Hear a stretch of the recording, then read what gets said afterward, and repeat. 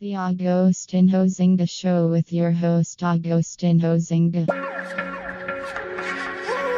Smack the shit out your bitch ass midget girlfriend, nigga.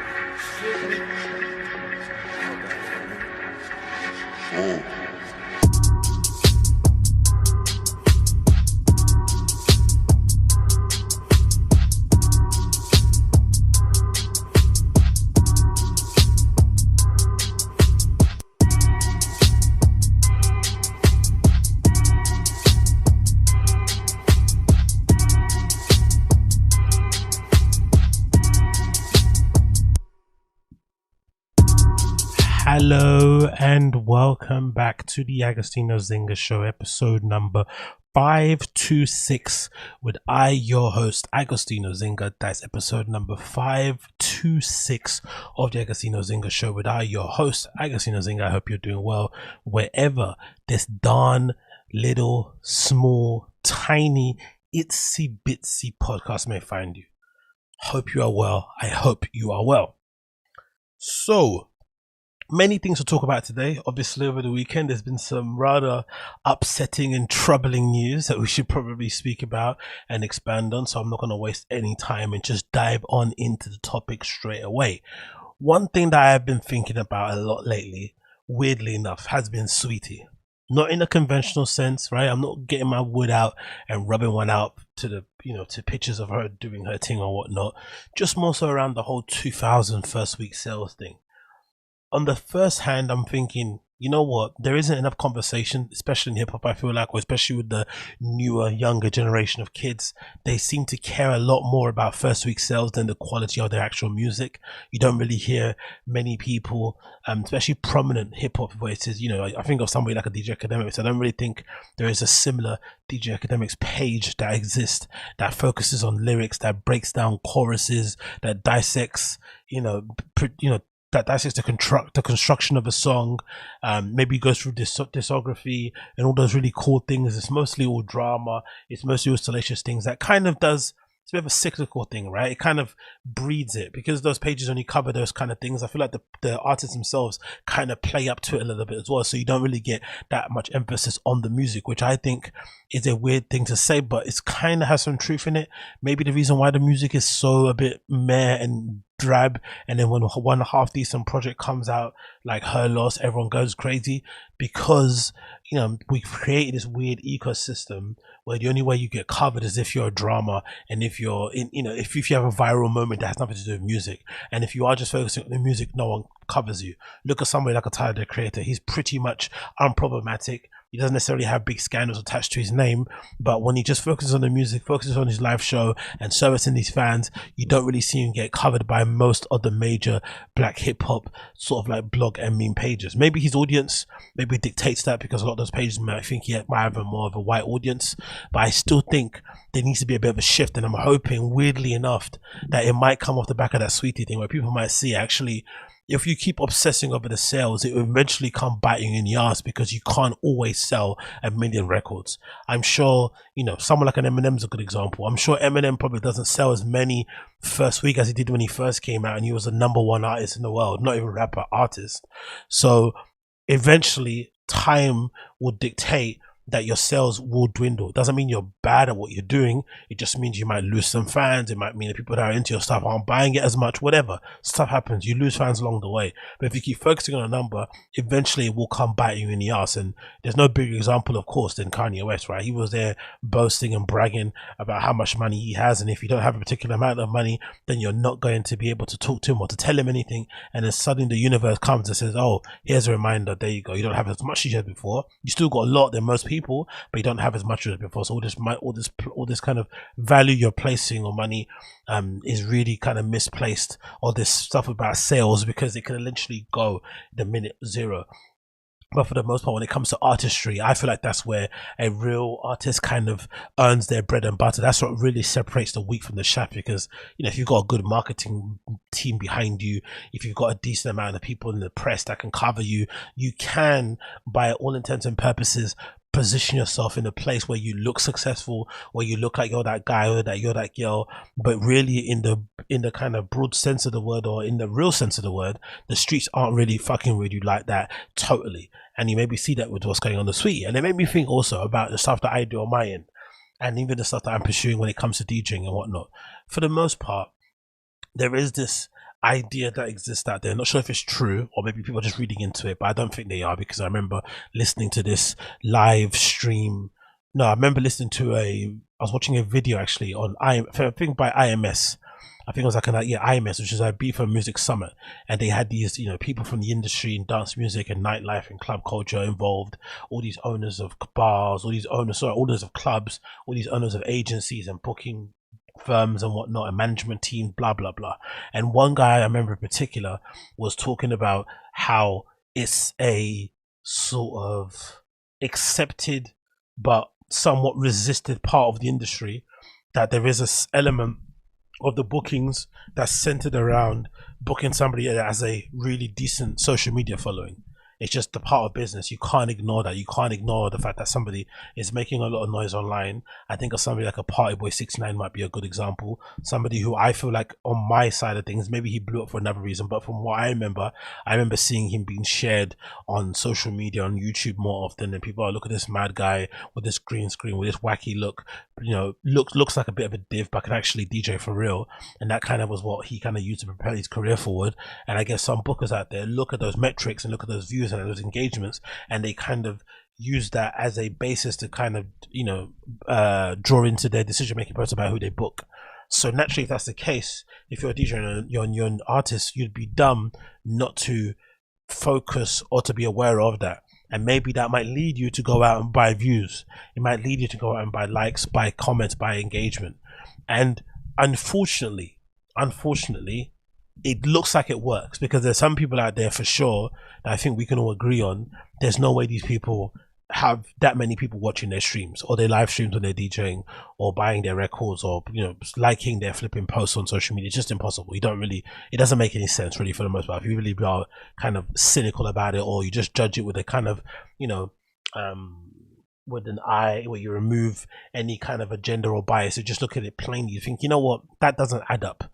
So clearly there is a thing about it that kind of has been ingrained in the industry. People are obviously responding to it because it definitely works and it propel you forward. But I think in general, even though the non-buying of views and engagement is the long way to go around things, it really is, and it probably is the toughest way ever. It's sort of similar to like trying to apply for a job. If you try and apply for a new job, probably get an introduction from a friend might go a long way. It probably will go a long way to get introed. But to do it by yourself takes far longer. But in my opinion, I think it's far more rewarding. But if you have a friend that can help you out, why wouldn't you use them as a resource? So I can kind of see it on both sides. But I think, taking in consideration what's happened to Sweetie, I think you're probably better off just slumming it with your 10 views, 20, 50, 100, whatever you're doing. In terms of, maybe no one's buying the magazine that you're putting out there, you're doing a couple of sales, you can't do that clout thing that everyone does, or that ego boost and pattern yourself thing that people do that have their own businesses, where they take pictures of all the, postal bags that they're sending out. Maybe that's not in your destiny for right now, but it will be if you stick to it. But I think you are doing yourself a disservice and your potential future customers if you fake the funk. Because how gratifying and cool is it to start with somebody when they're a complete nobody? To kind of start with somebody when not many people know about who they are. Like, I remember when I first saw Blood Orange, right? I saw him play in a basement bar called the Alibi in Dawson many years ago. This was a time when whatever that album is that's got Subtin Boulevard was on. And I remember seeing him play live in front of my face. And obviously by that time I was already a fan.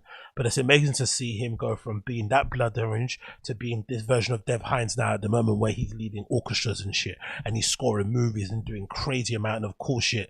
It's cool to see that, like, in incremental steps. Now, if you would have tried to fake the funk and pretend like he was a Wembley Arena level artist back then, it would have been a crappy journey to be a part of. But because he presented himself in a somewhat quote unquote humble way, which I hate that term humble, because I feel like it's a kind of a way to sun people and to kind of keep them in their corner so they don't step out of line, or they don't kind of, have their own point of view or flex themselves. Like similar to when people say you need to pay your dues. Essentially, it's them saying you need to lick my boot, which I completely hate. But for lack of a better term, he stayed somewhat humble, I'd assume, even though he had a pretty extensive archive or catalogue as an artist with his previous, pseudonym under flipping Lightspeed Champion, and then he slowly but surely evolved over time, and you got to see that in real time, especially me as a fan. So I think as an artist, you really owe it to yourself to not fake views, to not buy engagement, to not do any of that stuff, because in the end it will come and bite you in the ass. Because sometimes if you have 13 million followers and you sell 2,000 copies first week, even though I don't care about first week copies, I don't think that matters at all. Music lives on far longer than when people are around living nowadays. So maybe there's a track on that album from Sweetie that might end up being a moment that it might be a track that captures a feeling that might live on future. It might be reinterpreted. You never know. You know what I mean? There's always duds that come out, then later on down the line they turn into hits. You never know. But I feel like the one thing that makes that situation far more embarrassing and a little bit more alarming is the fact that she has 30 million followers on Instagram. You can't have 30 million followers on Instagram if that's legit, which it clearly isn't, and only sell 2,000 copies of an album. That's just not on. That's just crazy talk.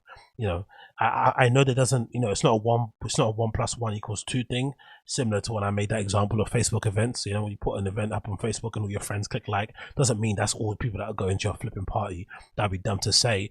But if you've got 13 million followers, you should be able to shift more than 2,000 albums. And I think the reason why she did it is because her engagement and her following is fake. So that's why the kind of opening message of this pod is don't fake the engagement, don't fake the followers. It's not a cope for me, because people will come out and say, oh, it's a cope because you don't get many views yourself. No, it's not a cope. I'm fairly okay and comfortable, and with the journey that I'm currently on, because I'm just doing this particularly for fun. I enjoy doing this. I'm not doing this like a DSP thing, doing this only all the time to beg for tips and donations and shit. I do this because I love this and I enjoy it, and it obviously gives me some sort of benefit in terms of mental clarity, and just helps to kind of quieten my psychosis in some way, shape or form. But overall, I do think there is a weird kind of pressure that exists when you're creative to kind of fake that engagement, to make yourself look a certain way, when I think in general, honestly, starting off with like 1 follower, no likes on a post, until you get to a point where thousands of people are engaging with stuff that you do, is a far better way to go about things than to try to fake the funk, because eventually you will get found out. And I think we've been kind of proved that with what's going on nowadays. Then I want to quickly jump up on this and just speak about this, because might as well just get this out of the way. I don't really want to play the interview clips and stuff, because we all know Wagwan. But obviously most of you are aware that Ye, the artist formerly known as Kanye West, appeared on InfoWars alongside Nick Fuentes and Alex Jones. It was quite startling to see Nick Fuentes and Alex Jones ever known Milo, but now having learned that Milo and Ye have kind of broke up, I think the story going around is that some people from the Kanye kind of fan sites were able, not them people. I think it might have been Laura Loomer, or leaked some DMs that she got from Milo back in the day of him flipping, insulting Ye and calling him certain terms, whatever it may be.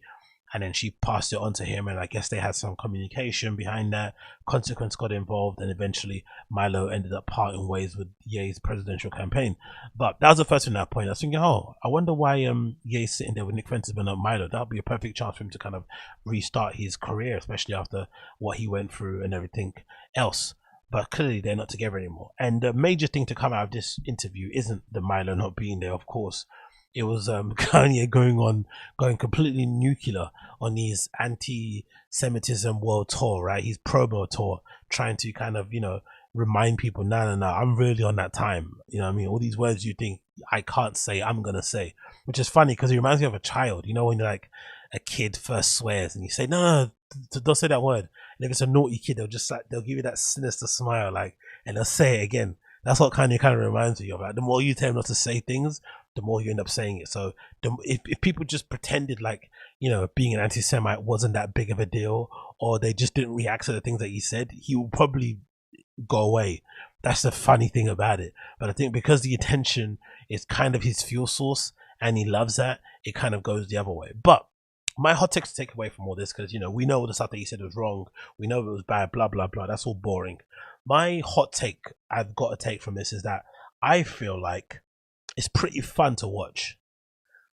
And I say this only as an outside observer. I say this only as somebody that doesn't know the guy. I'm not his friend. I'm not connected to him in any sort of way. I love his art, his music, his fashion, his sneaker design, his stage direction, everything around it. Right, I love all that stuff about him. And I'm one of those people who can separate the art from the artist. But as just a casual observer from the outside, it is quite interesting to see somebody of his level of celebrity, his level of fame, his level of infamy, his level of monetary success and all that sort of stuff purposely and willfully kind of destroying their career. It's pretty cool to see that, because there's this term that gets bounded around, and something I've kind of thought about a lot, which I kind of hold in my head a lot, about the term fuck you money, right? The ability to have a certain amount of wealth that allows you to say fuck you to people, to establishments, to opportunities, whatever it be. So you're kind of moved to the beat of your own drum. You're not sort of swayed by the decision making processes of big corporations or whatnot. You don't depend on them for your money to pay your rent or to feed your children. You basically are self-sufficient in some way, shape, or form to the point where you can say fuck you. And I think for the most part, we don't see enough people saying fuck you nowadays. It's not necessarily a thing that people do. Everyone's got a brand to protect. Everyone's got relationships to protect, relationships to,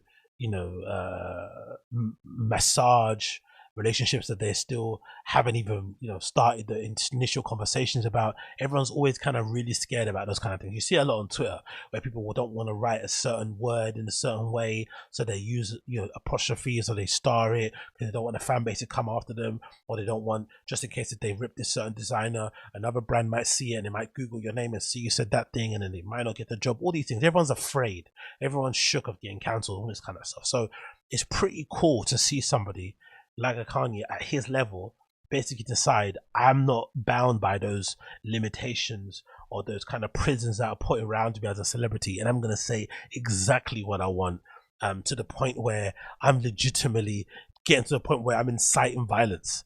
And now we're going to see how far this celebrity bullshit goes, because he's getting to the point where he's going to start inciting violence. We already saw it a tiny little bit with those wild kids. I think they were I don't know where they were. I'm going to say LA, because I think they were trolling, but maybe they weren't, where those kids were standing on an overpass doing the Heil Hitler salute, holding up signs, saying they love Ye and hate Jews or something crazy like that. So I'm interested to see, as a society, or as as a global community of people, what actually happens. Like, what's the end point of this when you have a celebrity of his ilk, of his influence, of his reach, and he keeps saying everything that he wants to say the way he wants to say it, with no real end line in sight? What happens next? Like, what's the next thing that happens after this? That's what I'm curious to see. But I also think this kind of reminded me of this little clip that I saw of Jon Jones on a podcast speaking about how he would mentally prepare for a Francis Ngannou fight. And I felt like this might be something that that Kanye West had in mind when he decided to enter into this phase of his career where he's just saying exactly what he wants. He's not being, he's not going to be constrained by societal norms or by, morals or principles or common laws of decency. He's just going to say exactly how he feels, regardless of who it might offend, who it might upset, and what the consequences may be, and deal with the chips as they may fall. So this is Jon Jones talking about his game plan for his prospective fight with Francis Ngannou. It's very simple. Get comfortable with the worst case scenario. Worst case scenario is he knocks you the fuck out. He possibly fractures a bone in your face. That's the worst case scenario. You get real comfortable with that idea, and then it becomes easy. If he doesn't knock you out and break your face, you're smart, you're fast, you have a chin, you have great head movement. You can wrestle. You can. There's a lot of ways things can play out. So I just think about the worst case scenario and get yourself mentally to a place where you're almost walking into that. Like, okay, I'm getting ready to go out there and this guy could possibly hurt me tonight. Okay, I believe that he has a chance to knock me the fuck out. Let's say that out loud. But if I don't get knocked out, I believe I win that fight. I just got to get through round one and I win that fight. It's very simple. And I feel like that's exactly where Kanye is coming from. He's thinking to himself, what's the worst case scenario here? I lose a deal with Adidas. it's a big deal because my identity and my self-worth is intrinsically tied to being a billionaire, which Adidas essentially allowed me to be. Cool, but I can get that back in some way, shape, or form. It doesn't have to be Adidas. It could be Fila, it could be Reebok, it could be Skechers, it could be Timberland, it could be whoever who would kind of, willingly and happily welcome him back into the fold, because there's no denying the guy's blockbuster. Gap deal, the same thing applies to that. Relationship with people in the industry doesn't necessarily matter, because if the business is good, the people behind the scenes who manage those people will tell them to do the particular deals. No, none of those guys, in the industry have real principles or morals. We're already seeing it with the Balenciaga thing. They don't really stand for anything for the most part. So he knows that can always be rescued. He's things with his friends and family. He doesn't really strike me as somebody who cares too much about the thoughts and feelings of his friends and family, especially post his mother dying. So maybe he's gone through all of those mental exercises in his head, and he's got to the point where he knows it's never going to really be that bad, because the people that really rock with Kanye, the people that really rock with Ye, they're on his back. There's been some kind of uproar and sort of reaction against what he said. I saw on the KTT2 forum, which is formerly called Kanye to the Ye forum, or Kanye to the Ye, I think. Of course, I forgot what it's called. Yeah, that one. That forum has taken off his artist profile on a little subsection thing. You can still find his section, but it's kind of harder to click on it. The West Sub Ever, which I thought was the best Kanye subreddit, that's now been shut down. The other Kanye subreddits have eventually been turned into Holocaust awareness subreddits. Some of them been turned into pseudo Taylor Swift subreddits, because she's essentially the opposite of Kanye, and clearly they have their own little history.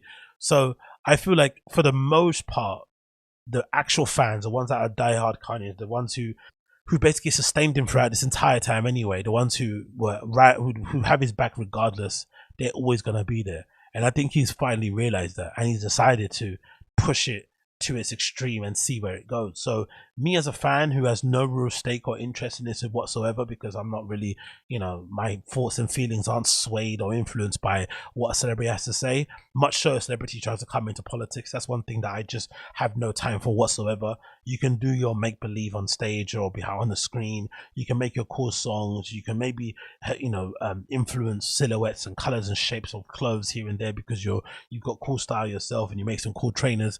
But trying to talk to the everyday people, trying to write policy, trying to enact social change from that pulpit is just gross beyond belief. So I don't necessarily care what this man has to say about anything. And plus, he's in America, doesn't necessarily bother me in the slightest. But I'm interested to see how far this goes, just from an outsider's point of view. How far will it go? How much can celebrity let you get away with, like, for real? Obviously, to some extent, he's not got away with a lot because he's been monetarily punished. But if the only value in life you place is money, then obviously he's probably down in the dumps. But personally, for me, I feel like he's in a position. If he puts out another sick album, if he puts together another sick collection, it all changes again. It's just as simple as that. In life, it's much like sports. If you are supremely talented to the point where people can, latch on their brand, latch on their product or services to you to generate more for themselves, you are always going to be of value. The moment you lose value is when your talent disappears for any number of reasons.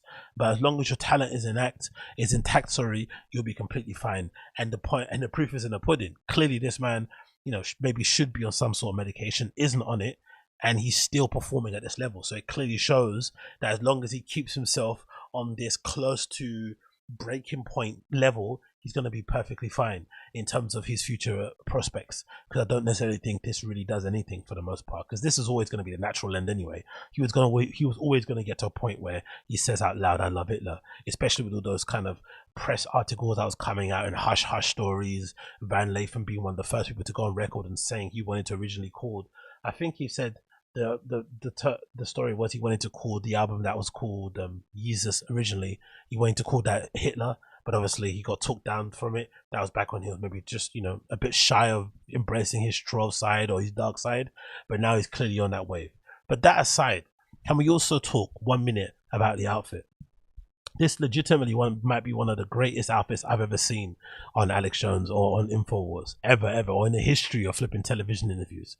Like the Holy Bible next to him wearing the Demna era, Vetements jacket with the motocross, the motocross inspired bomber hooded jacket that's flipping incredible, and it's a mad grail, especially in my collection for me being obsessed with Demna.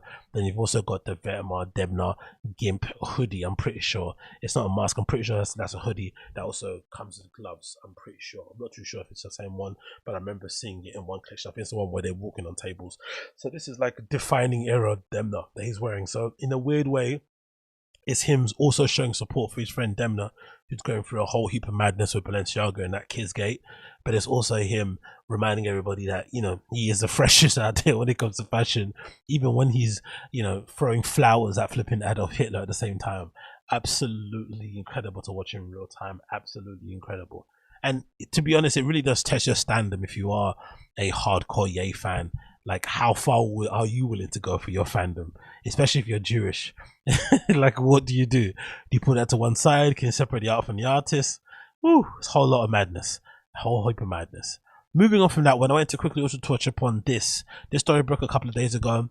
It's regarding a lady called Ngozi Fulani. Lady Susan Hussey's race comments were abuse, says charity boss. I love that the person she's accusing, her name is Lady Susan Hussey, right? Lady Susan Foti, Lady Susan Hori. Haha, get it? Because this Hussey means... Anyway, so Ngozi Fulani. She's the head of a charity that's meant... I think it's a charity for awareness about domestic abuse called Sister Space, if I'm not mistaken. And she was at some function that I think was to do with Sister Space, her own charity. And Lady Susan Hussey was also there. They happen to cross paths and get into some sort of conversation. And the conversation then sort of gets to a point where Lady Susan Hussey asks Ngozi Fulani where she's from. And they get into this really, I think, hilarious conversation that I've often had myself in certain spaces, which I can understand why someone would think it's racist. But to be honest, having read the exchange and seen different accounts of it, it just sounded like, to me, two ladies having a bit of a polite, bitchy moment, right? Where they were both trying to sun each other, if that's a term that makes any sense. But they were trying to be polite about it and not offend. That's what it kind of sounds like to me. It doesn't really sound like people that Lady Susan Hussey was trying to be racist, in my opinion. It just sounds like they both think very highly of themselves. They both are maybe eyeing each other up and down, checking out each other's jewels, checking out each other's clothes, and they decided to get into this weird, underlying, hate on hate verbal exchange that basically resulted in Lady Susan Hussey losing her job because everyone thinks she's racist for asking a lady who looks like this where she might be from. Like, absolutely crazy. But anyway, let's play the clip from BBC News that I think I clipped on my Twitter that I can show you, that can kind of tell you a little bit about the exchange, and you can judge what you think if this was a racist exchange or not. Where are you from? Miss Fulani, Sister Space. No, where do you come from? We're based in Hackney. No, what part of Africa are you from? I don't know. They didn't leave any records. Lady Hussey went on. No, but what nationality are you? I am born here and am British. No, but where do you really come from? Where do your people come from? My people, lady. What is this? Lady Hussey, oh, I can see I'm going to have a challenge getting you to say where you're from. When did you first come here? Miss Fulani, lady, I am a British national. My parents came here in the 50s. Oh, I knew we'd get there in the end. You're Caribbean. No, lady, I am of African heritage, Caribbean descent, and British nationality. So you're Caribbean. But anyway, the other funny thing is, I really wish the BBC narrator said Lady Ngozi Fulani's Lady Ngozi Fulani's accent in like a faux Nigerian accent or something. That would have been so hilarious. She's probably not even Nigerian, but the kind of conventional go-to African accent everyone does is Nigerian or Ghanaian or some sort of mix between the two. I'd love it if he did her in voice. It'd be like meta, innit? But bless losing Susan Hussey, her flipping name is horrendous, isn't it? Lady Susan Hussey, bless her, because I don't think she deserves to lose her job, because she lost her job at the back of this. So my thoughts and feelings on this, just from an outsider perspective. I completely, I'm quite. I have empathy for both sides. I understand, as annoying as I think this lady is, Lady Ngozi Fulani, because I do think she's a bit of a professional victim. Like, she ran to this and is basically using this as a little 5 minutes of fame. She got the woman flipping sacked from her job. Like, it's giving hater. It's giving hater energy. There was no real reconciliation.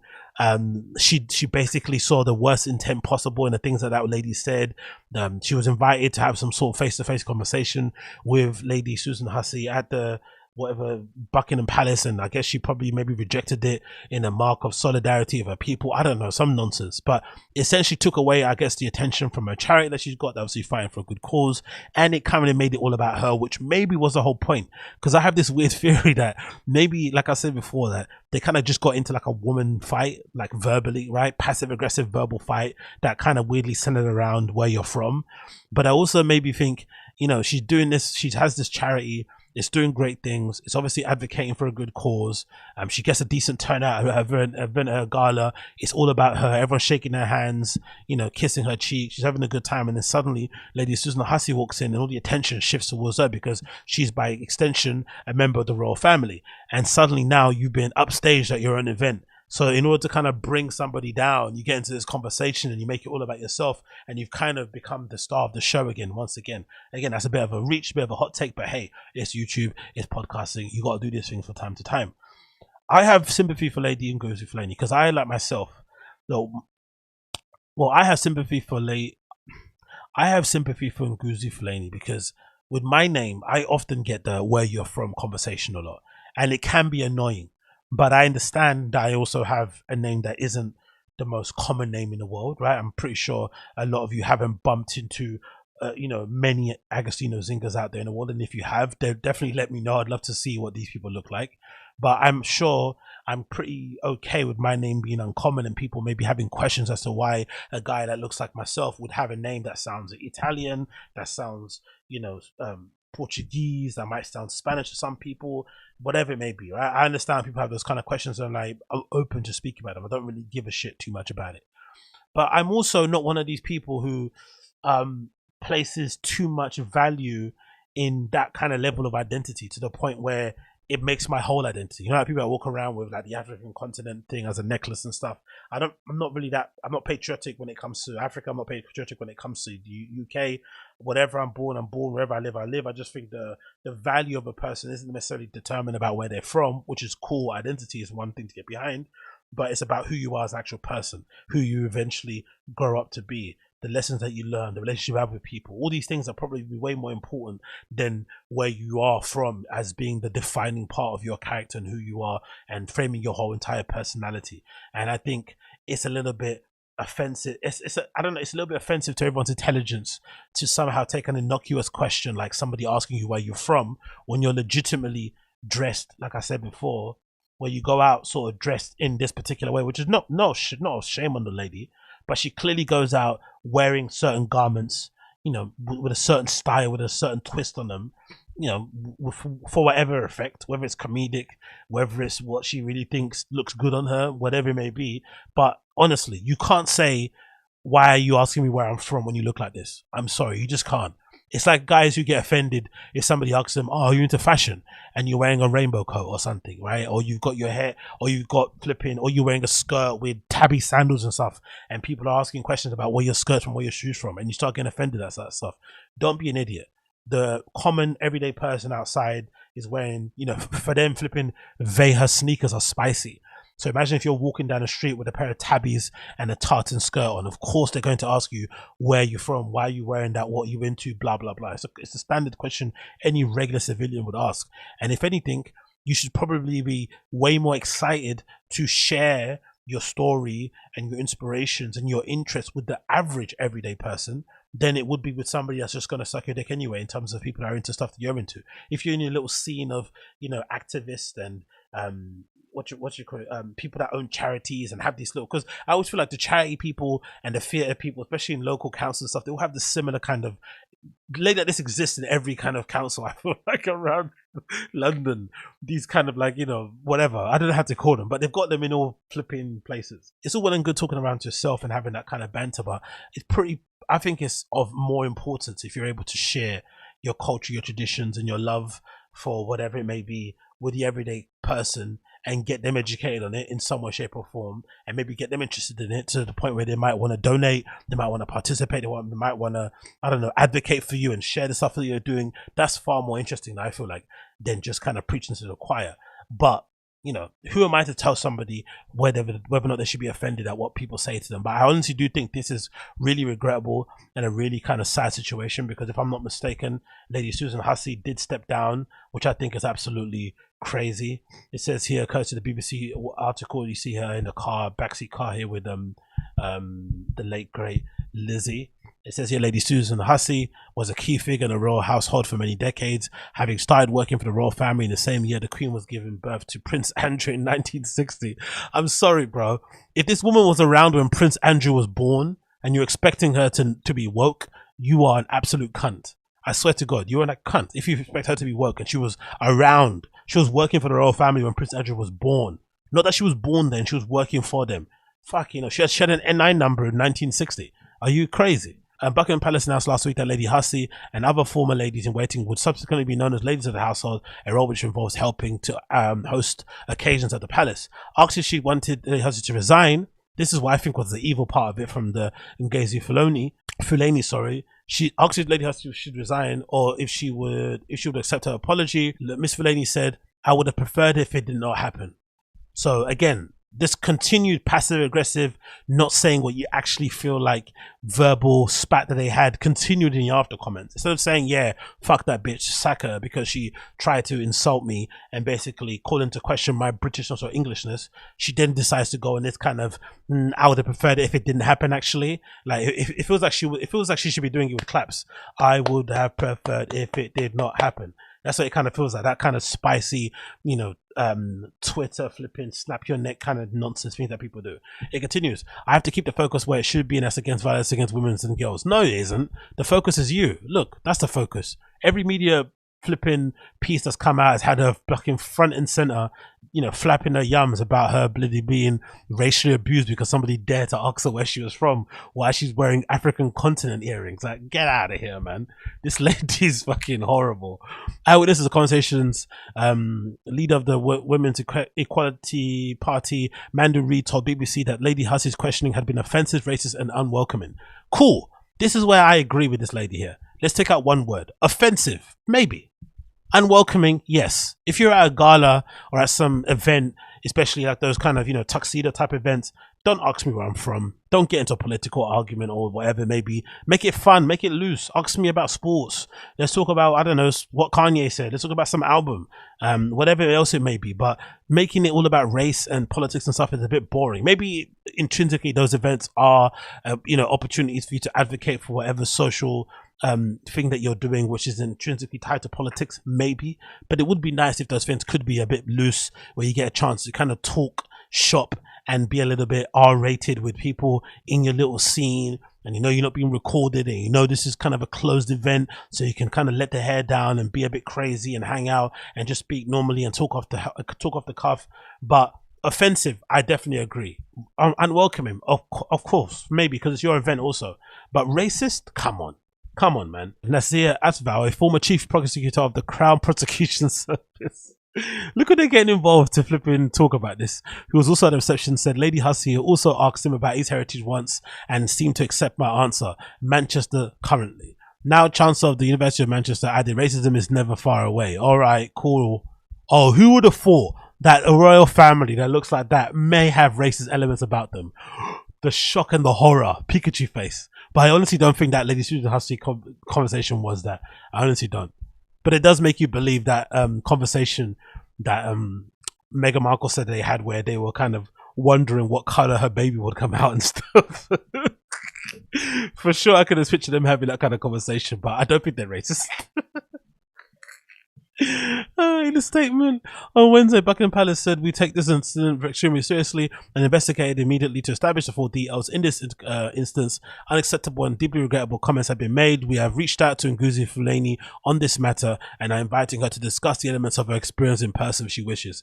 If it's that traumatic and that hurtful to you, you shouldn't go, really. You shouldn't make it another occasion to go. She probably is going to go and wear a flipping Black Lives Matter dress or some bullshit like that. I'm pretty much sure. But if it really was distressing, you should stay your ass at home, and you shouldn't want to voluntarily go and speak to your abusers face to face just so they can hear your piece. They've heard your piece already. If you're really about that life, but you know, she's not really shy of the limelight, this lady, it doesn't seem like. It continues. In the meantime, the individual concerned would like to express her profound apologies for the hurt caused and has stepped aside from her honorary role with immediate effect. That is so horrendous, man. Lady Susan Hussey has seen, you know, many, many things in her life, has lived a very rich and privileged life, has been able to kind of ride on the coattails of the royal family for decades upon decades, living a cushy life where she gets to, you know, where the queen gets to take a flipping teddy bear that's handed to her by a peasant in the street, and she hands it to Lady Hussey, who then hands it to another servant, who then hands it to another servant, who then hands it to another servant, who puts it into a bag, and it ends up in some bin somewhere at the back of Buckingham Palace, right? Such an easy and hard life to live, and now it's all been taken away because she dared to ask some black lady with dreadlocks and African continent earrings where she's from. Oh my god, absolutely hilarious, absolutely amazing. But also, I legitimately wish I had the ability to be such a victim and to play the race card to this extent. I do use it as a bit of a bit in real life. Those who know me in real life will know that I do love to play the whole race card thing as a bit of a bit, as a joke, and kind of lean into it a little bit. But in real life, I can never be that guy who kind of sees white supremacy and oppression in every little thing that happens in my life. Like every time I get a no from a job, I write back in reply, "You're racist" or something, right? I wish I could be that person that could be happy with being a racial hire, that would kind of champion reparations, that will champion affirmative action type things, but I just can't. I really can't. I think it's really beneath people in general to use victimhood, especially in the 21st century and beyond, as a point to sort of launch your career or as a way to sort of advocate for the things you're saying or to increase your platform. I think it's disgusting, and it's insult to your intelligence and everyone's intelligence, because if anything, I'd much rather try and compete on the playing field like everyone else does. Don't get me wrong. Is it harder to compete on the playing field when you do come from a marginalized community? Of course. You don't have the same access to resources. You don't have the same starting position. You don't have the same connections and opportunities. We know this. Blah, blah, blah. Get out the violins. But I think that journey is far more rewarding than, you know, saying, than your journey being you're propelled to this point where you now become an advocate and a spokesperson for black people, which she's certainly not, because she's not speaking for me, because you had this kind of throwaway bitchy flipping exchange with an old lady where you were both trying to stunt on each other, and it kind of dissolved into some weird racial thing. It's not racism, it's just two old ladies having a spat, and it ended horribly for one old lady. Clearly someone has to pay, but I think it's ridiculous, and the reaction to it has been quite silly. The only interesting part about it has been the surprise that some white people have had about this question, and the fact that I guess if you're white, you don't really ever have people asking you where you're really from. But for me, stuff has really happened quite often, especially when you say, you know, I have a name like mine, I come from the country I come from, I'm born in a different place, I brought up here, I have this accent, all these things come into play. So it clearly is something that can intrigue some people. But I feel like if you're not black or you're not from, you know, a minority community, you probably have never had to face up to those kind of questions. So to even hear somebody take offense to where you're from, it can sound a bit trite, but I can understand why it can get a bit annoying. But to say that that's a racism is really, really beyond. But I don't think racists legitimately care about where you're from. That's just my opinion. I think if anything, they want to bomb where you're from. They don't want to care about where it is and what you guys do. That would be my thinking anyway. But hey, what do I know? What do I know? Next on here, I wanted to talk about quickly and get out of the way, because I've seen some people in the comments saying, "Oh, Agostino's running away from the Balenciaga flipping topic and scandal," as if as if I'm running. Why would I be running away from the Balenciaga conversation? Who am I really in the grand scheme of things? Even though Demna's my favorite designer and I love everything he does, and I still think, you know, Vetements era Demna is probably one of the best eras, especially for myself, like seeing a designer go from like 0 to 100 in real time. That was incredible to watch, and I still hold some of those pieces very close to my heart. And if ever there was a brand I wanted to emulate right now in terms of what they were able to do to culture, what they would influence in terms of silhouettes, in terms of ideation, in terms of community, and that kind of stuff, it would definitely be Demna era Vetements. But this whole thing with the kids gate at Balenciaga has been so funny to watch in real time. Really has been funny, because you have this weird convergence that's been happening with like this conservative right, with like super lefty liberal types, with fashion Twitter or fashion social media, and Instagram also included, and with like, what would you call them, like brand loyalists, the kind of people who like only have things to say about stuff when everyone is saying it, but when it's time to say things about stuff that they probably should have a principled stance on, they just don't say that. They don't say anything at all. They're kind of completely stum.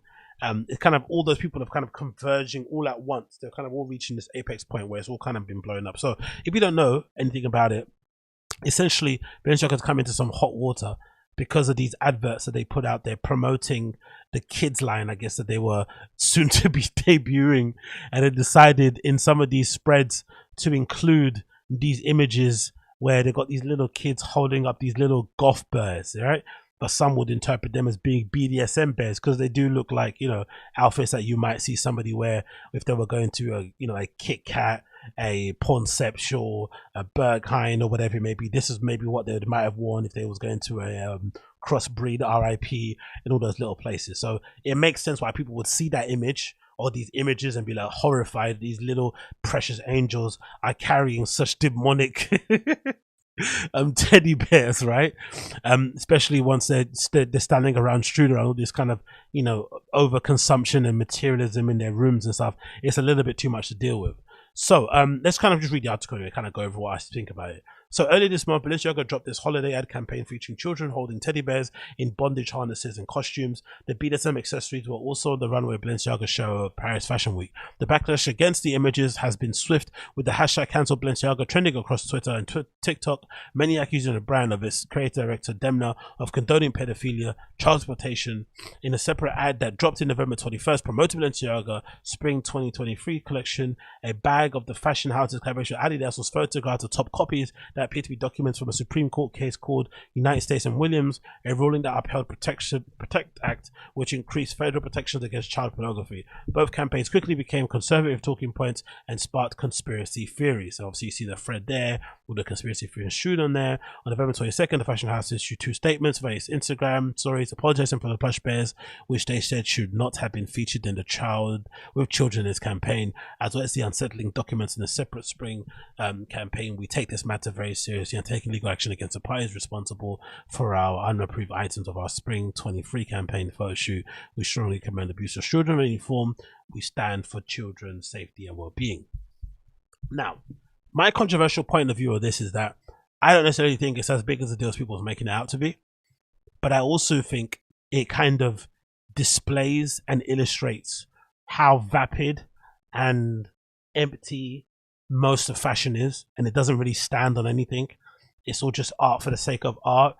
And maybe this is also a natural kind of conclusion or the natural end point of trolling or trying to go with people into a reaction, which is Demna's always kind of done. Even at Vetements, I think that element of cynicism, of kind of mischief and stuff when it comes to fashion can sometimes get boring really quickly. And I think a lot of people jumped off Vetements for that, because they felt like they were getting constantly trolled and basically taken the piss out of in a kind of tongue-in-cheek, wink-wink type of way. And some people just don't respond too well to it. I know myself, right? I've tried to joke and kind of, you know, kid around with some people and they just don't take it too well. Everyone's got kind of a breaking point, and maybe in fashion, some people just take their fashion seriously more than others, and they want it to stand for certain things and to stand against other things, when really the name of the game is just to sell loads of clothes that we don't all need, that will end up in the bottom of the ocean somewhere strangling a turtle. That is the reality of this, right? Some poor kid somewhere in India is stitching this stuff together for, you know, half a penny per hour, and now we're arguing about fucking teddy bears. Absolutely crazy. But it displays that to me. It also displayed to me why context is probably the most important thing when it comes to fashion. Really, really is the most important thing, because the context of these teddy bears on the runway that Kanye West opened, actually, let's keep that also in mind, right? These fucking geniuses decided to get him on board to lead that show out. Then he decided to go on the heel turn and they delete his image. Now what? Are they going to start deleting these pictures? That's a funny thing. Have they deleted these pictures though? No, they haven't. They delete the picture of Kanye walking down the runway, but they don't delete the picture of a model holding a teddy bear. But these teddy bears were featured in the spring 2023 collection runway show, and no one really raised much of a stink about them at all. If anything, no one said an absolute word when these were on the runway. So it definitely goes to show that most people don't care. They only care when it obviously affects them in any kind of certain way. And because people hold children to be sacred, and you put these flipping horrendous bears, which I think are just terrible to look at, number one, forget what the meanings or what they feelings they might elicit. They're just ugly looking bears. To put those in the hands of these precious innocent angels is obscene and horrible and disgusting, to say the least. We all know this, but as I said before, context matters. When those images on the runway came out, no one cared. Immediately you place those same bears with some babies, and then suddenly everyone's getting upset and everyone's getting pissy about it. It also shows to me as well, these companies don't really have that great of a handle on what society or larger society is doing. They kind of exist in their own little bubble, because the reaction and the apologies and the, you know, clarifications from Balenciaga have been terrible. Probably been worse than the actual spread itself.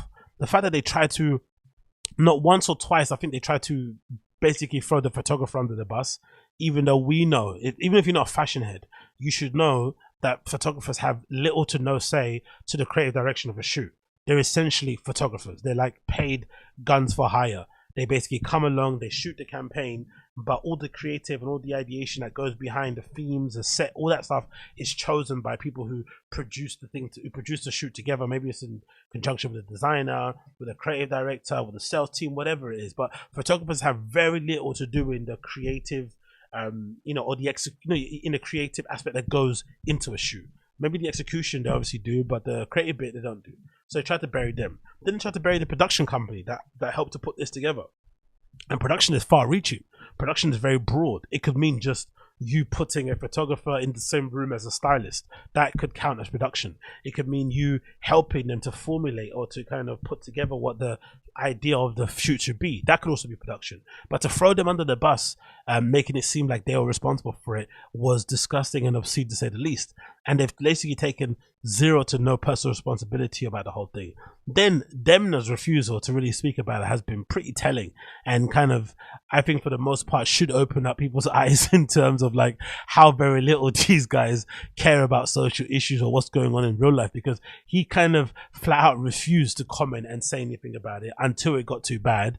And I think maybe with the leaking of the messages I saw, I think Kanye maybe leaked a message where he was talking to Demna, and Demna was like, oh, Demna's for love, love is Demna. Those kind of vague nonsense kind of comments that people, you know, elites kind of make to sort of quell any sort of unrest. I don't necessarily say anything, but obviously it got to a breaking point where you had to officially say something, and you did on Instagram. This is Demna's message that he put out there, his personal message. He says, I want to clarify the personal apologies for the wrong artistic trace of concept. For the gifting campaign with the kids, I take my responsibility. It was inappropriate to have kids promote objects that had nothing to do with them. As much as I would sometimes like to provoke a thought through my work, sometimes I would never have an intention that with such an awful project or awful subject as child abuse that I condemn. Period. Come on. I want to learn from this, listen and engage with the child protection organization to know how I can contribute and help on this terrible project. I apologize to anyone who offended with the visuals and the Balenciaga. Has guaranteed that adequate measures will be taken not only to avoid similar mistakes in the future, but also to take accountability in protecting child welfare in every way we can. Sincerely, Demna. So, pretty no vague of general whatever apology. But in the end, I feel like the only thing that currently needs to be said about this is it goes to show that in general, fashion doesn't necessarily stand for anything. I don't think these guys generally went into the shoot trying to elicit thoughts of child trafficking, of child abuse, or any sort of thing. I just literally do think it was one of those kind of, oh, let's try and be edgy, let's try and be cool, let's try and be subversive.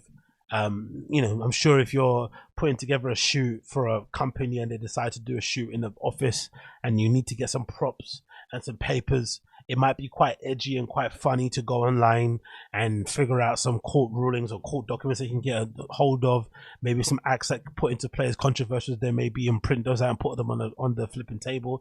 That might be somewhat cool, especially it might be a good way for you to kind of get some props and tell somebody over cocktails like, hey, I was a person that printed those documents and gave that shoot the extra edge. I just literally think that was the intention and that was it. It didn't really go as far as that. I don't think it's as deep as people are making it out to be. But I do welcome the scrutiny of the normies, the scrutiny of the conservative right, that they're kind of laying it thick on the fashion elites and essentially making them have to justify and clarify the things that they do. Because I think for the longest time, these motherfuckers have tried to pretend like what they do is very deep. It's not that deep. Some of them are better than others, but for the most part, it's not as deep as you think it is. They all are employed to make, cool pieces of clothing that people will try and buy season in, season out, even though they bought something last season. So it's not the most ingenious occupation in the world, but it's also not the deepest. But they try to make it seem as if these guys are philosophers and thought leaders, and that they have something to actually say about everyday life when they don't. They're basically a mirror to what we have going on in life. Sometimes they can act as an amplifier, but in terms of talking and giving real thought and attention into what people are going about in their everyday life, they don't have any idea whatsoever. It's just a shoot and essentially blew up in their faces. And I'm happy with that, to be honest, because I've never, in my personal opinion anyway, I've never really been comfortable with this whole let's make kids into consumers thing that's been going on in fashion and in streetwear. I think I saw it kind of being, obviously, recent example would be Essence. If I'm not mistaken, Essence recently launched like a kids section of their site where essentially you can buy the same designers that you'd find on the main site and kids versions. So that's Rick Owens and all this other high luxury level type of branding. And I feel like it's always been gross. Like, giving your kid a baby Rolex, giving the kid Balenciaga sneakers is just terrible. It's already bad enough when you're a consumer and you're a slave to these brands when you're an adult, but I feel like when you're a child, you should be allowed to be a kid. And then you decide to flipping spunk all your money to these flipping nonsense fashion companies that don't stand for anything, then that's one thing. But to subject those kids to materialism at that kind of age and for them to place that kind of value on those sort of things is gross, because you see it, especially in the videos of these rappers who share videos of them kind of putting gold chains and, watches and expensive clothes on their kids. You can see in the kids' eyes that they're figuring out that their parents put a lot of value in this and this means something. They don't actually have any idea what the value of this is and what it actually means, but they can see it in their parents' eyes and they start reacting to it. And suddenly you're, before you know it, you're flipping breeding, or you're flipping helping this monster to evolve into a bigger monster when they get older. It's honestly setting this stuff a fail. So hopefully this will be the end of trying to make kids to be runway models and just let them be kids when they're kids. And then if they want to grow up to be consumers, fair enough, that is, but forcing them to wear those type of clothes and having them have this level of expectation and entitlement, all that sort of stuff, is just gross beyond belief, in my opinion.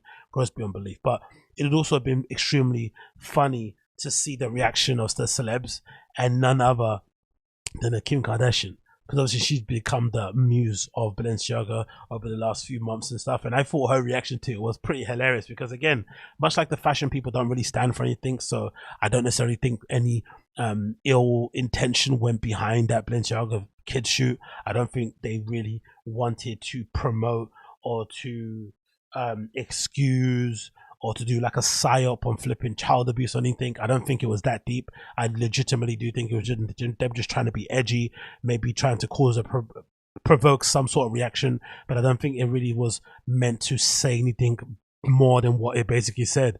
Look at these cute kids standing around all these cute items, all these flipping, expensive items strewn out on the floor, holding this weird teddy bear. That's essentially what it was. But you would think if you were a Kardashian, especially if you were like a mum of 4 like Kim Kardashian is, and especially with somebody that kind of used the whole mum thing as a trophy in your cabinet, it kind of feels like with the Kardashians, they kind of use the ability to have kids and have a family as a way to make them seem wholesome and normal, just like you, and all this sort of nonsense. You'd think they'd have some sort of principled, moral, ethical line in the sand when it involves children. Even if the outrage is misplaced, even if it is a bit exaggerated and a bit overblown, you'd think there'd be some sort of breaking point. Okay, now you've gone too far. Here's my line. You didn't know that line existed because I keep it to myself, but you've crossed my line and I'm over it. That can be somewhat respectable, even though I still think it's a little bit OTT and a little bit look at me. I still feel like if you're a parent and you reacted strongly to the Balenciaga thing, I can understand why. But I like this non-response and non-reaction from the Kardashians because it exposes just how lacking in morals and principles the entire family are. Because Balenciaga lines their pockets with money and opportunities or whatever it may be, there's no real need to cut them off because they pay. Even if for all intents and purposes that shoot was to exploit children or was used as a basis to promote child abuse, they don't care because Balenciaga are basically paying them. That's essentially what they're saying. They shouldn't obviously bin it if they don't want to bin it, but I just love how they don't have any principled or moral stance on anything really for the most part. And I just love the fact that people keep asking them to have a position on it when they don't have it, and people keep being surprised at their reaction. That's the thing that made me surprised. That kind of makes me laugh the most. And this is Kim Kardashian's response to the resounding amounts, or this is Kim Kardashian's response to the probably flood of requests that she was getting to comment on the whole Balenciaga thing. She says, "I've been quiet for the past few days, not because I haven't been disgusted I've been quiet for the past few days, not because I haven't been disgusted and outraged by the recent Balenciaga campaigns, but because I wanted an opportunity to speak to the team to understand for myself how this could have happened. As a mother of 4," fuck off. It reminds me of what Kris Jenner said. As a 67-year-old mum, can you just leave me alone? Remember Kanye was doing that stuff to her? She said, I remember reading that thinking, wow, these girls had no chance. If their mum speaks like that, like imagine being a 70-year-old mother and saying, I'm a nearly 60-year-old mom. Yeah, I think that's what she said. I'm nearly 60 years old and you're abusing me. Leave me alone. It's like, huh? Anyway, it continues. As a mother of 4, as a black man, it's like when people do that annoying thing on Twitter when their experts reply to a thread. Do any doctors know why why so-and-so happens? And then someone reply, doctor here, cardiologist here, vet here. It's like, go fuck off, man. Fucking know it all. Anyway, it continues. As a mother of 4, I've been shaken by the disturbing images. The safety of children must be held with the highest regard, and any attempts to normalize child abuse of any kind should have no place in our society, period. He said, she said, period. Demna said, period. Everyone's saying, period. I appreciate Balenciaga's removal of the campaign and an apology. In speaking with them, I believe they understand the seriousness of this issue and will take necessary measures for this to never happen again. As for my future with Balenciaga, I'm currently reevaluating my relationship with the brand. Yeah, right, you are. Basing it off of their willingness to accept their accountability for something that should have never happened to begin with, and the actions I'm expecting them to take to protect children. Absolutely incredible. Cut ties at the Blair White. The first reply. Cut ties completely, or you're full of shit, Kim. You're very obviously kicking the ball down the road so you can continue your business relationship with them once the show's over. It's not difficult to draw the line at child porn, and your inability to do so is telling. That's what I'm saying. They don't have a line, and I feel like it's unfair to lambast them for that, because I feel like most people don't really have a line. I feel like most people's lines are just like dictated by social media. People don't really be upset about the things that they be pretending they're upset about, because if they would, if they did, then the proof will be in the pudding, right? If people were legitimately upset by what flipping Kanye West says, he'd be on the street. He'd be out in the street begging for tips or begging for money. But the fact that he's still a multi-millionaire basically proves that the majority of his fans don't care if he decides to flip and get a Hitler tattoo on his chest or something, or paint the swastikas on his fucking ribs in the shape of a fucking, in the same place that maybe Tupac had a thug life, he gets flipping swastika or Adolf Hitler written on the flip. Do you know what I mean? Like, I don't think people actually care. That's the legitimate point of this whole thing. Because I do think, as annoying and as frustrating as this family is, the Kardashians, I feel like they are just a mirror on our society. They are basically the worst of us magnified, right? But just very rich, very influential, and all that kind of stuff. But they're essentially no different than us regular people for the most part. I don't think so. But it made me laugh when I originally read the tweet, because I was like, rah, man, like, you legitimately have no line. There is no line in the sand for you. Whether it's kids, whether it's race, whether it's, inequality in the workplace, whatever it may be, whether it's inequality overall, there is nothing. There's a line. There's no like line where someone can say something, step over it, and then you're kind of done with them. It's just, no, as long as they're paying me, everything's cool. It's like, Jesus Christ, man, what a life to live. But yeah, that was quite hilarious to see that. And the other one that was really funny too was this one, which is a bit out of order, I feel like, but the Kylie Jenner one was pretty telling. I think people are trying to get her on TikTok. So this is Cosmopolitan. It says Kylie Jenner responds to claim she used photos of her children to cover up for Balenciaga. She got baited into this one. This is a classic troll. She bit the bait. Kylie Jenner has waded into the controversy surrounding Balenciaga, taken to social media to deny claims that she's covering up for the fashion brand. To recap, Balenciaga found itself in the center of controversy following the release of its latest campaign.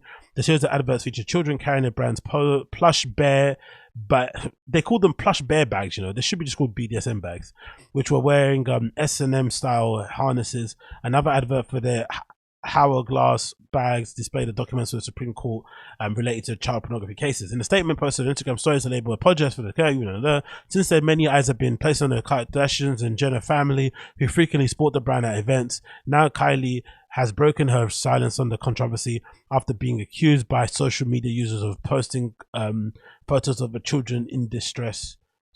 Posting photos of her children to distract from the Balenciaga drama. This reminds me of, like, when YouTubers, they do apologies, they have that sigh, and then they also do that thing where if they're doing an apology, halfway through the apology, especially if it's not the greatest, they'll have a pet run onto the set. Oh my God, Henry, or Oscar, what are you doing? Like a cute dog or cute cat or some monkey will come, funneling down somewhere, and suddenly he'll kind of take all the attention away from how terrible the apology is. But yeah, whatever. Kris Jenner telling her kids, the comment was, listen to the comments. The comments are Kris Jenner telling her kids to release the good photos of the Balenciaga scandal, right?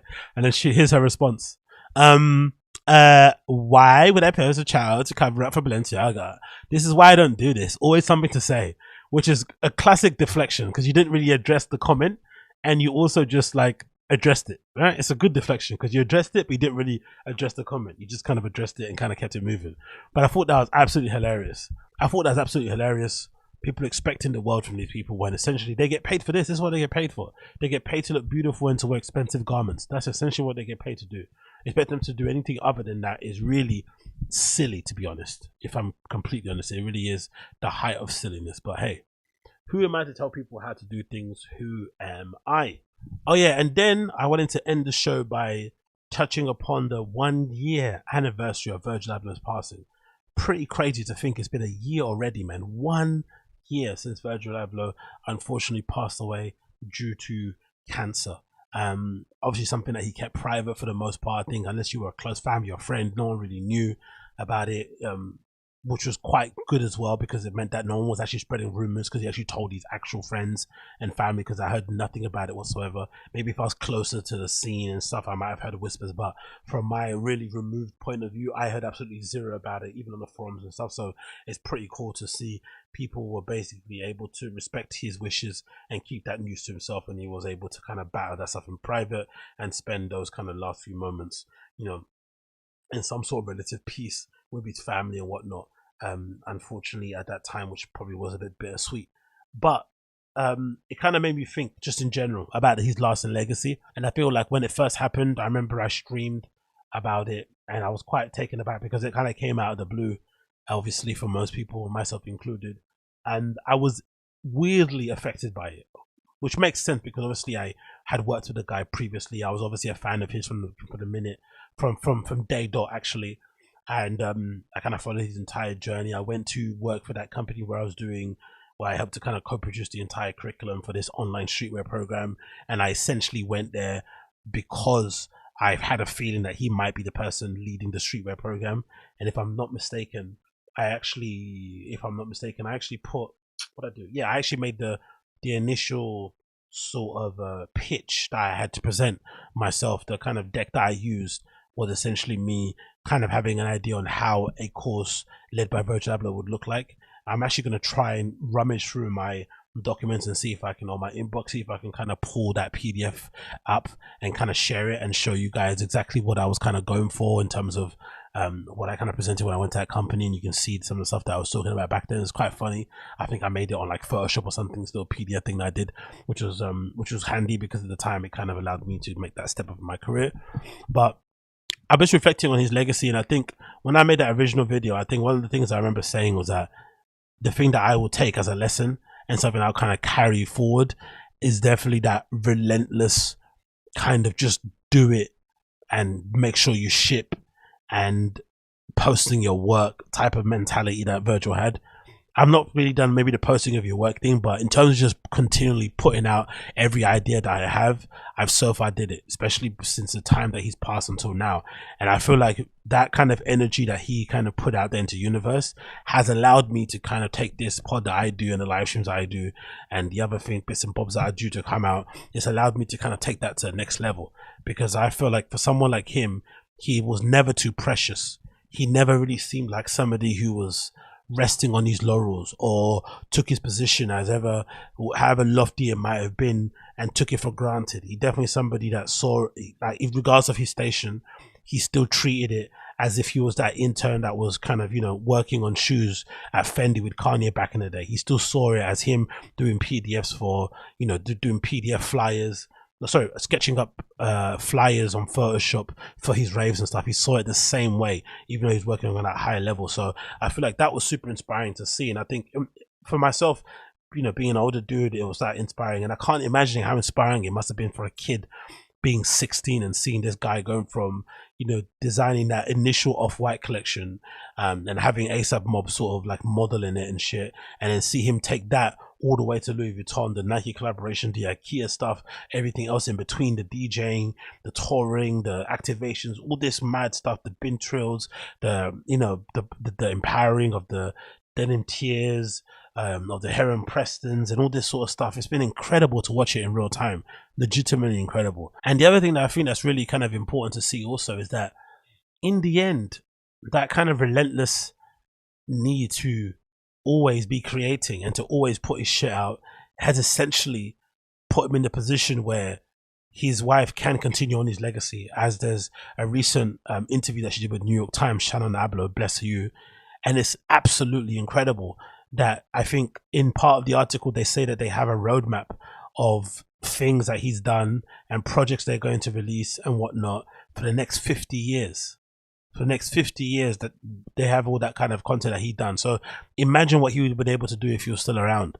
But he's been able to, that kind of, way of thinking, that way of approaching work has put himself in a position where he's able to provide for his family way long past his death. He's also been able to supply people with inspiration for years and years and years and years to come.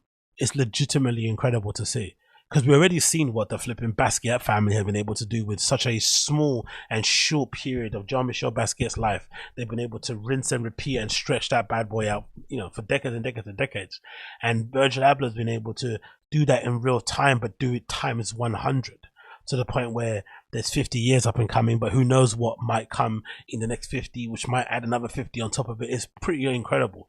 So for me, that's the lasting legacy I'll take away from Virgil, is definitely just always be putting your ideas out there. However silly, however dumb they may be in your head, put them out there, especially if you're creative, because there's one of the things that we all have is that block, is that fear of shipping, is that fear of showcasing, is that fear of uploading, that fear of printing, that fear of, ideating, of drafting, of prototyping, of selling, all those things people have a fear of. And essentially the real kind of the real bittersweet part of that is that if you don't ship, if you don't showcase your art, no one will know what you do, and if no one knows what you do, you won't have the ability to do other cooler things in the future, like collaborations or work with people. Like, you need to be able to put yourself out there in order for people to kind of want to use you and kind of tap into your resources. It's kind of one of those kind of catch-22 situations. So just put more work out there. And obviously the other part as well is just the kindness factor of it, like treating people well, because I feel like in the last year, like, we already see what happened when Kanye tried to talk ill of Virgil's name. Tremaine came out, bucked out the flamethrower, and lit Kanye up to the point where he's never addressed him in that way again. Right? Kanye essentially lit that boy up. I mean, Tremaine lit Kanye up, exposed him for being a crappy friend, essentially. And it seems like everybody goes out of their way to really defend Virgil Abloh's legacy, and that goes to show that kind of is credit to his character. It's credit to the man that he was, that he's been, you know, he left such an oversized influence, an oversized impression on people that are defending him long after he's passed. Even, you know, like, imagine someone like Tremaine defending him against somebody like a Kanye, who maybe you would say, you know, maybe has more right to say anything he wants about, you know, his Virgil than maybe Tremaine does. But I think that goes to speak to the character of this guy, the strength of his character, that someone like a Tremaine will step up and be able to be like, hey, you know what, now you're not going to be saying that in Virgil's name, not in his name. Don't bring all your nonsense and attach his name to it. You're not that guy. And I feel like that's probably two of the things that a lot of people in the creative industry probably don't have. I feel like once you do put all your work out there, once you are successful, suddenly your personality changes. I think we've all seen it. We've all got our little people in our scenes, whether they're artists, whether they work in galleries, whether they work in showrooms, whether they own brands, whether they're stylists, wherever they are. We all know people who, they got a little bit of fame, they got a little bit of a promotion, they got a little bit more of attention, and suddenly they turn into dickheads. And I feel like if Virgil didn't turn into a dickhead, even though he was incredibly well known, incredibly clouded up, as the kids will say, I feel like you, with your little flipping, you know, community manager role in whatever dog shit brand that you're working in, you have no right to suddenly feel like you're fucking Kareem Reutfeld.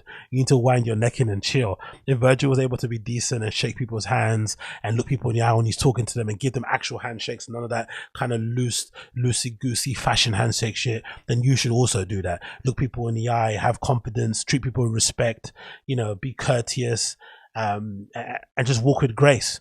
And essentially, even though, you know, he's no longer here, his grace has lived on basically in everybody, to the point where people are legitimately defending his honor against one of the biggest stars in the world. And, you know, and he kind of won that banner battle. Obviously it's not a winning or losing battle, but you know what I mean.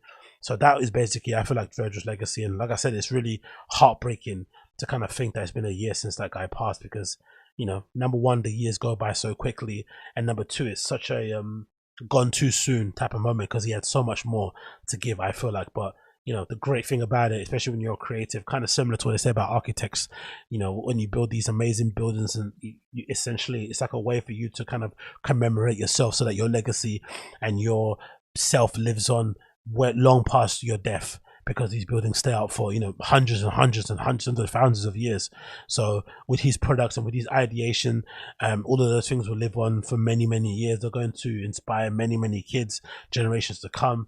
And essentially, you know, he'll become unfortunately, the unfortunate part of life is that he'll end up being a far bigger star and influence dead than he was alive, even though when he was alive, he was doing the thing, man. He was doing the thing. You think back to that period between like 2019-ish, or maybe 2018 to 2021, oof, or let's say 2018 to 2020. He was on fire, bro. The projects, God Almighty. I don't think you'll see a more harder working dude in fashion ever, in my opinion, especially in this modern era, because I feel like people nowadays, you know, they everyone's crying about fucking burnout and mental health and all that stuff, but it seemed like you didn't hear him ever complain about his workload. He embraced it. He even bragged about it, right? Like one hour, like, you know, 2 hours ago, I was in flipping this location. Here I am in this location, designing this location or that location. Like he embraced the chaos of it all. In the same way that maybe Karl Lagerfeld would like to just, you know, be drowning in work and in flipping appointments and whatnot, and, you know, meetings and that kind of stuff. He kind of embraced that side of it as well. So maybe we won't see that ever again, but still, his legacy lives on. So R.I.P. the great Virgil Abloh. Gone but never forgotten. Gone but never, ever, ever, ever, ever forgotten. Next, I want to quickly end actually on this. This was a really interesting and I thought sobering and quite emotional interview with Shannon Abloh, Virgil Abloh's wife, somebody that not a lot of people have actually heard from.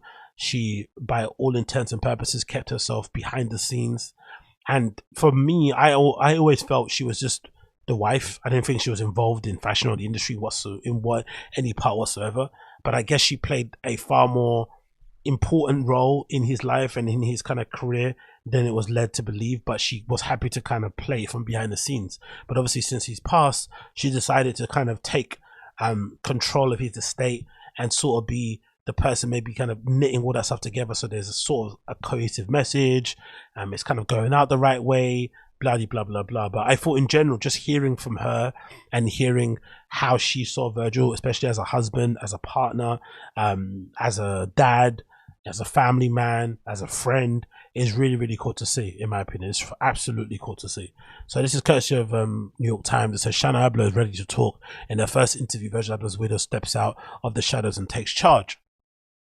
It says here in early November, a few weeks before the anniversary of the death of her husband, Virgil Abloh, founder of Off-White Men, Shannon Abloh flew to Chicago to New York to accept the award on his behalf. The award had been bestowed by the Fashion Council's Design of America during the gala evening, and though Mr. Abloh had been nominated often during his lifetime and had always put on a tux and gone to the ceremony, Miss Abloh had not. She had stayed at home with their 2 young children and dogs. Just as she had stayed in the background when her husband went to the Met Gala with Kendall Jenner or was a DJ at Coachella. As public as Mr. Abloh had been journeying around the world, sending WhatsApp messages to various artistic circles from around the globe, Miss Abloh had been private. She had never given an interview. There are a few photographs of the couple together, and when Rihanna, A$AP Rocky, and Lauryn Hill and Tyler Creator went to Chicago for Miss Abloh's memorial service at the Museum of Contemporary Art in December, it was the first many had ever been in Abloh's home. You know what's funny? When I was in the scene heavy, I always used to make this joke of how kind of vapid and empty scene relationships are, because they're essentially what have you done for me lately and clout games, right? All the people that were kind of around me or in my orbit when I was around town doing parties and stuff and being a cool kid aren't here anymore because I'm not of value to them. I can't offer them bookings. My party isn't cool. I don't have any parties. So that they stand next to me in the picture doesn't actually mean anything, and I can't really offer them anything. And suddenly the relationship kind of goes away. And I was saying the real mark of a friendship, especially if somebody that you're associated with in the scene, should be if they know your mom's name. They don't need to know her surname or anything or any details about her. Maybe met her in person, but does your friend in the scene know your mom's name? Because surely if you're friends, there has to come a point where, you know, you're talking about your parents or your family or something, and they have to kind of know that sort of stuff. And it's funny in this kind of period, in this kind of section of the article, where it mentions that some of the close people around Virgil, because clearly you had to be quite close to be able to go to that memorial service, didn't actually know probably that Miss Abloh, what she actually looked like, and they had never been to his house ever before. Don't get me wrong, maybe the house thing is a bit of a stretch because he clearly was never at home himself. He kind of prided himself on always kind of being everywhere at the same time, but I find that quite interesting. It continues. It was never a thing that we discussed, as Miss Abloh, as she was getting ready for the awards, referring to a decision to remain out of the spotlight. It was just the way of our relationship worked. She was camped out at the Mercer Hotel wearing faded boyfriend jeans and a t-shirt with a pair of Off-White and Jordan 4s that Mr. Abloh had dyed purple for her because purple is her favorite color. We knew we wanted to build this close family and we needed someone to be the stable partner. I was happy to do that. I've always been somebody that's always kind of favored these type of relationships. I feel like it's kind of cringe and a little bit lame to be the artist and also want to date or to have a family with another fellow artist. I feel like having a family or starting a family with somebody that is in a completely different sector or field than you is far more of a stronger bond, and is far better for character building and maybe even for compatibility's sake than finding your exact equal or your exact twin. I think that's a little bit of a idealistic almost naive way of looking at relationships. I feel like sometimes opposites are better because they do attract, and obviously I feel like they make for a far better foundation, in my personal opinion, especially when you're working at that type of level. If you're both trying to make it, and Shannon Abloh has her own fashion line and she's trying to build from the ground up, and Virgil's got his stuff that he's doing, he's trying to build from the ground up, and God forbid one person isn't doing as well as the other person, it's hard not to have, ill will for the other person and have that kind of effective relationship, and you're bringing all that drama back home. Whereas if Virgil's able to be that guy that he was when he was around, and Shannon Abloh was able to be the doting, loving, amazing mother at home, when you come home you can essentially unplug and be Mr. Family Man and not have somebody indulge or fan your industry delusions or conspiracy theories or gossip, whatever it may be. You can legitimately unplug and, I don't know, talk about the Kardashians or something. That's pretty cool to have, I think. And I think that is a far better and far healthier way to look at relationships than trying to find your exact equal. That's just my opinion anyway. Now, however, the spotlight had found her after a year of standing by politely as pundits and boldface names expounded on Miss Abloh's life and work and what he would have wanted. Miss Abloh 41 decided it's time for her to define her husband's legacy herself. This is the interesting part for me. This is the really interesting part for me, because I've seen this and I kind of vomited in my mouth, because I feel like this is a really horrendous and ugly mirror to hold up at the industry and what it's actually about. But also it could just be an anecdote and something to not really bother about too much. But this section really kind of troubled me.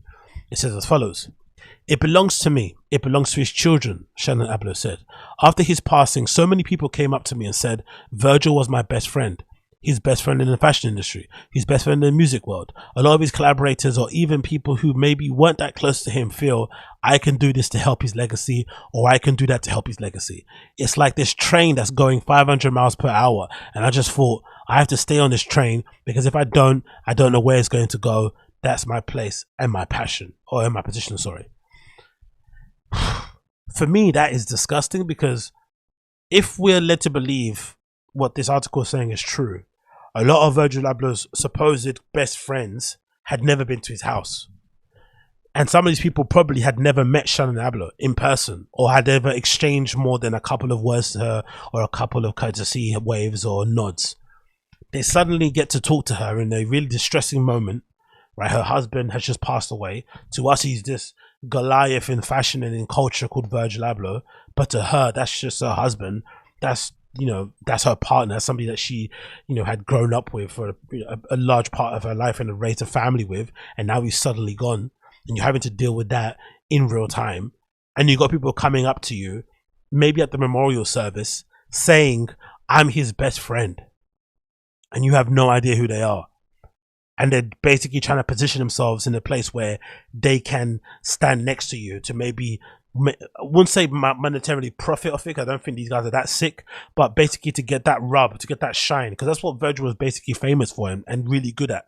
Despite his station in life, he didn't mind, like, with me, leaving a comment on a post or something, or double tapping a picture, or reading a DM, or sharing something in his stories that you did. Like, he was really, really loose and free with sharing the clout. He didn't necessarily care. He'd follow anybody, right? You look at the many people. I don't think you'd find another person of his level that follows the amount of people that he does on Instagram. Just a clear example of it. So I think these people were maybe trying to position themselves in a place where they could stand next to this Virgil Abloh securities and this kind of idea of helping to foster and maintain and nurture and spotlight and highlight his great works and influence for decades and decades to come, so they could gain from it somehow. That's how I look at it anyway. And I feel like it's horrible. It's horrible. This woman's kind of in one of the toughest places possible, trying to figure out how she's going to navigate through life. Was more than happy to play the second fiddle, quote unquote, or behind the scenes, and let her superstar husband do his thing and live this amazing, happy, cheerful life, raising these kids away from the spotlight. Cheers. And then you're suddenly stepping into it.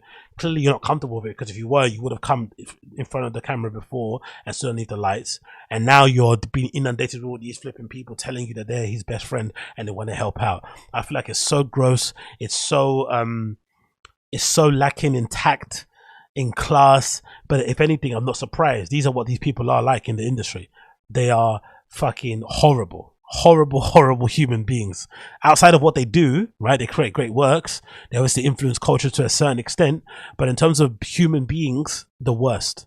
And imagine in her, in the most painful moment. That's what you're asking about. Anyway, it continues. That's a shoe he designed from the ground up. It says here, last May, she created Virgil Abloh Securities to unite his creative ventures, including Alaska, which is a creative studio in London, and a joint venture with a Nike called Architecture. She is chief executive. This week, she will introduce a 4-day festival by Virgil Abloh Securities and Nike during Miami Art next week, designed to celebrate Mr. Ablow's life and open source his ideas. She hopes it will become an annual event, which is definitely cool. So hopefully that becomes successful. Obviously, these events, if the first one doesn't go well, you're not going to get a second one, but hopefully we'll see that going forward. Centered at the Rubel Museum, it will include discussions, workshops, and exhibitions at the Nike Terra Firma and the first sneaker Miss Abloh created from scratch for Nike, and it's a big release. There'll also be a musical festival with performances chosen by Miss Abloh and a skateboarding competition. And I love this as well. Amid the Cartiers, yeah, I thought this was really nice, right? Amid the Cartiers, there was a childhood alphabet bet bracelet that reads "I love you." Their son Gray 6 made it for her in September on what would have been Miss Abloh's 42nd birthday, because she said he knew I was sad. "I'm going to cry now," Miss Abloh said, clasping her hands. Her friend Marcy Haley, whom she has known since their early 20s, who had come along to keep her company, jumped up and handed her a tissue. Miss Abloh got 2 tattoos after Abloh's death, one on the inside of her wrist. Scott Campbell, the celebrity tattooist, had attended the memorial and had offered to do whatever she wanted. Scott Campbell's an absolute G, by the way. Check out his interview on How Long Gone. He's absolute top boy. Mr. Abloh had gone through a major tattoo period, so Miss Abloh thought it made sense. On their wedding anniversary in 2021, Miss Abloh had written her love letter. So on her left wrist is a quote that says, "Like a ton of bricks," inked in handwriting. He always had, "I love you like a ton of bricks." He always said, sorry, to her, "I love you like a ton of bricks." And on the right, it says, "A love letter." It was like we knew what he was going to pass. It wasn't like we knew he was going to pass, said Miss Abloh. Abloh learned of his cardiac angry sarcoma, a rare heart cancer, in January 2019. But they had decided to keep his illness secret for all his closest friends. He didn't want people to look at him and think, "Are you okay?" A beautiful picture here with Virgil and 2 of their kids in Paris. Even though we knew the challenge of what we was fighting, it went a lot faster than we thought it was going to. So we never had this legacy that I want you to work towards discussion. But because I was with him for so long, I knew every inch of him. I knew every inch of his brain. The 2 met at high school circuit again when she was 17. They both were living in Rockford, Illinois. Going to different schools. She was dating someone else, but the next week Virgil Abloh put a dozen roses on her car. She drove a black Nissan Pathfinder with a letter explaining why she should dump the boyfriend and start dating him. After that, even when he went to the University of Wisconsin in Madison to study civil engineering, because of his father wanted him to, she was finishing her senior year, they stayed together. They were together through her time studying marketing in Edgewood College in Madison and his time studying architecture at the Illinois Institute of Technology in Chicago. And through her first years in the city, she lived with 2 girlfriends in a walk-up then, and he, instead of being an architect, started working with Kanye West. They were together, she said, from when he drove a green Honda and wore Jenko jeans with Ralph Lauren polo shirt and thought square boxes were so cool for houses. At the time, Abloh liked ornate French decor. When Miss Abloh was flying around the world with Mr. West, she was working at Yahoo and would join him when she could. He proposed by telling her he'd go to Australia and ask her to drop him off at the airport when she got out the passenger side of O'Hare to swap seats. Drive back home, he was on his knee on the ground. At first, she said she thought he had fallen on the car. She stopped working after the birth of their first daughter, but Virgil and I talked about everything. He would show me sketches for his latest collection, play his DJ sets. Michael Burke, the chief executive of Louis Vuitton, who was one of the few people who knew Miss Abloh's diagnosis, remembered seeing Miss Abloh backstage at her husband's Louis Vuitton show, standing in the shadows as guests fought to air kiss Virgil and take selfies with him. So clearly a woman that knew, the position and the place that she played in the relationship, and did it very, very, very well for the most part. And now she's been put in a position where she's basically having to manage this entire state and kind of make it work and do right by his legacy, but also do right by her family. It must be a lot to juggle in real time, and I really don't envy it in the slightest. And it must be such a hard way to do it also without him kind of next to her side. So thoughts and feelings go out to her, man. Prayers and strength as always to Shannon Abloh. It continues. She'd be watching very proud, as also a little incredulous. Friends would wonder how Miss Abloh managed to not be insecure about her husband being endlessly photographed with Bella Hadid. She just wasn't, said Miss Haley. This New York Times story is a bit gross, man. to be honest, including that bit about the friends, what they said at the memorial, and then asking the friends to comment on this story or this rumor that maybe Virgil Abloh was dating Bella Hadid in the background. Nah, I don't get that vibe from him. I got the vibe that he was just a consummate professional and legitimately saw those girls, Gigi and Bella Hadid, as the muses as they are now, often regarded to, right? As much as people kind of lament them and the family, they are essentially our modern day muses, and he basically just saw them for what they are and wanted to celebrate them and have them near as possible because he kind of used them as sort of inspiration sources. They probably saw him as a, one of the rare safe people that they can maybe hang around. You see the video that Vogue put together in the wake of Virgil Abloh passing, where they did his interviews with all these people in fashion, and Gigi Hadid was legitimately sobbing. Now, she could be just be a normal person, I guess. She could be a person who maybe gets emotional all the time and cries as a kind of, reflex. But the way that she was crying made me believe that that guy was a legit great guy, like actual great guy. Like, she was sobbing for real. And that for me proves that he was not touching them and being flipping inappropriate or having flipping side relationships. It was legitimately a professional relationship, and they respected him a lot, looked up to him a lot, and that is what it was. But to ask this lady this kind of question, or anyone associated with her in the wake of this guy's death, to this kind of profile, it just feels a bit gross, a bit disgusting. Maybe it just mean I'm being a bit whatever, but I don't like it.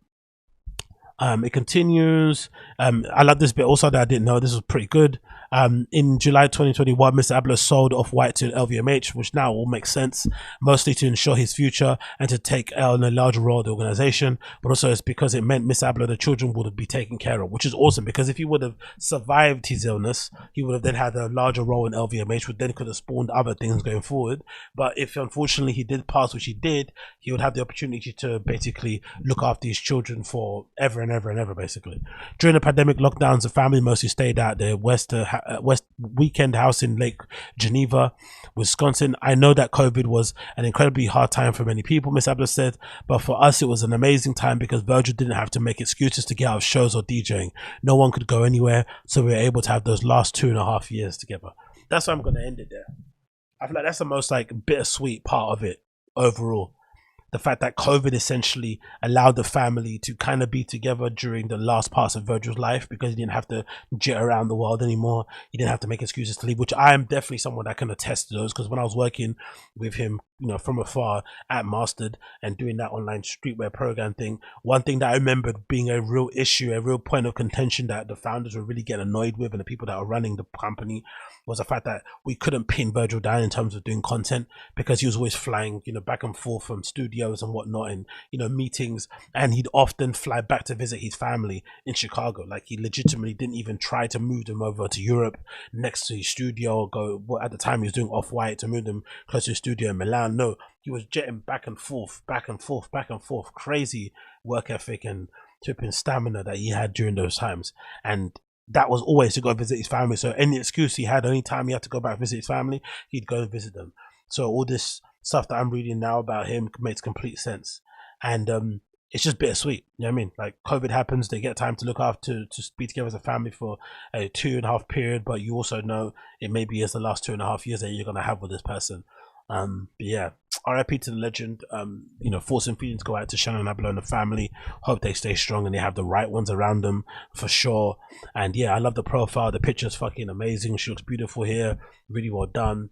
The often rumored Off-White Jordan 4s that people are saying were fake are definitely not fake, because we've seen pictures of them in the museum, and obviously they're done on their feet there. Will they eventually come out? We're not really too sure, but regardless, I love the profile, I love the picture. She looks amazing.